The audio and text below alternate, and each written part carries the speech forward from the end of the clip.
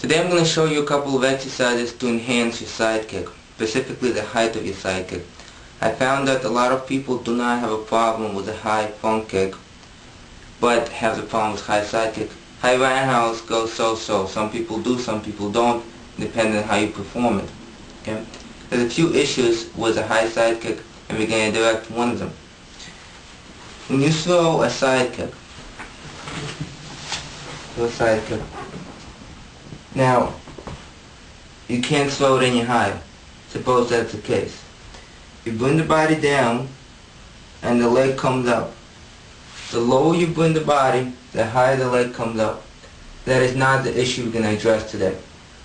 If that's the case with you, you throw kick, can't kick any higher, but if you drop your trunk, the leg comes up. That's not the issue.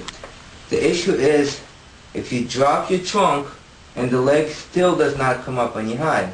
So you throw a side kick, let's say your waist level, you drop the body, and you cannot move the leg higher. Okay? If that's the case, most likely the problem is strength and flexibility of the supporting leg. Okay? A couple of exercises needs to be done before we get into the main exercise. So with straight leg and straight back, you're going to lean forward as far as you can. Doesn't have to be all the way down. Come up. If you can go a little bit lower, that's great. If you can't, go as low as you can. Now keep in mind, this is not the actual technique, this is just a preparatory technique. The other side, same thing. As much as you can down and up. Together with this movement is a warrior 3 position. Very important for balance on one leg and at the same time the strength and flexibility of the back of the leg. Okay? This is the warrior 3 position.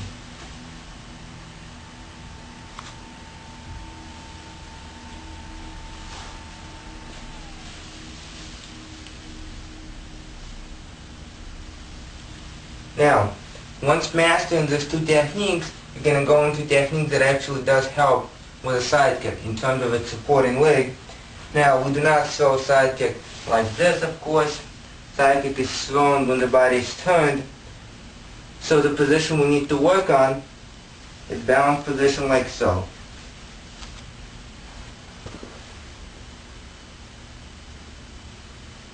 This also strengthens the hip and the midsection on that side. Same thing on the other side. Very slowly getting into this position, maintaining it.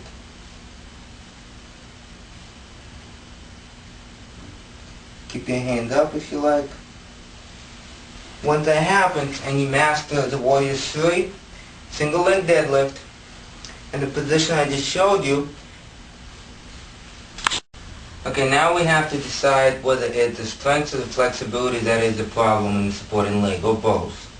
Okay? So we're going to use a wall. And take a leg, bring it up. If you feel like you can bring the leg up here, then the flexibility is not the problem, because obviously you can bring the leg high. Okay? If you cannot bring the leg that high, and you do this, and you already feel it here, flexibility is the problem. Okay? Now, the strength is another thing. Once you bring the leg up, try to lift that leg. If you can lift the leg, hold for a few seconds, and comfortable enough in the back of the supporting leg, strength is okay. Now that we figured those two out, the exercise looks like this. It will develop both strength and flexibility. Okay. And put one foot on the wall in the side kick position. It doesn't have to be just a heel touching. It could be the whole foot at this point. At your hip level. Or if you can't bring it to your hip level, some people may not be able to, you would put it on a small stool at whatever height you can hold it up to. Okay?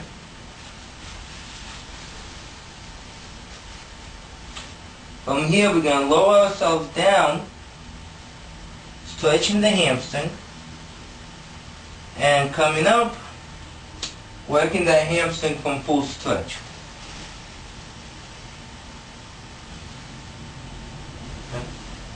So when we come down, we're stretching the hamstring. When we are coming up, we're strengthening the hamstring, but in the range of motion that's required to slow high side kick. And we do the same thing on the other side. Okay? Put the foot on the wall, a little bit further, let's say at your hip level. Your hands can be here, but they don't have to be.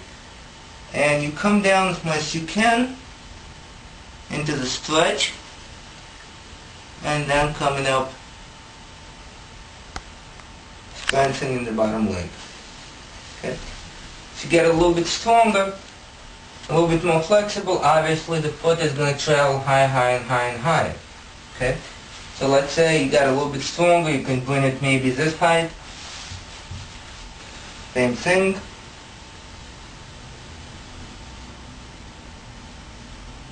And out.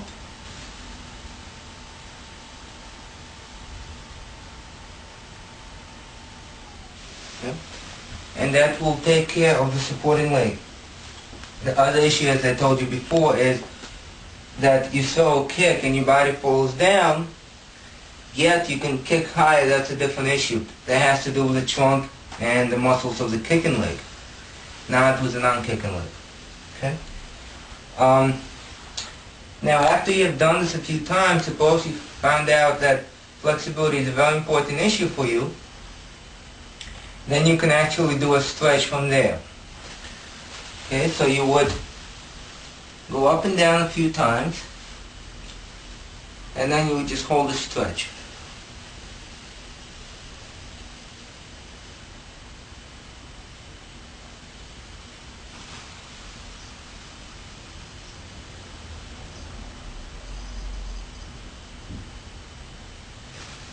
And come back up. Okay? And now it works back of the leg in terms of stretching it. The last thing I want to show is for the people that have no problems with dynamic stretch, meaning that they can swing the leg really high, but when they have to kick high, there's a problem. Okay? That could be the case too sometimes. So what we would do, we would bring the leg as high as possible, okay? And that would be the stretching part. And then we're going to let go of the ground and try to maintain the trunk in some kind of a position not touching the ground. That's going to put a lot of pressure on the back of the leg, but it's also going to strengthen the back of the leg for that high side kick. Okay? So we'll place the hands on the floor, bring the leg high, come up to the wall as high as possible, okay? Let go of the floor and try to maintain this position. Okay? You can come up a little bit if you like, try to maintain this position, but the point is you're going to feel it in the back of the leg. And that strengthens the supporting leg when you're going to throw that side kick.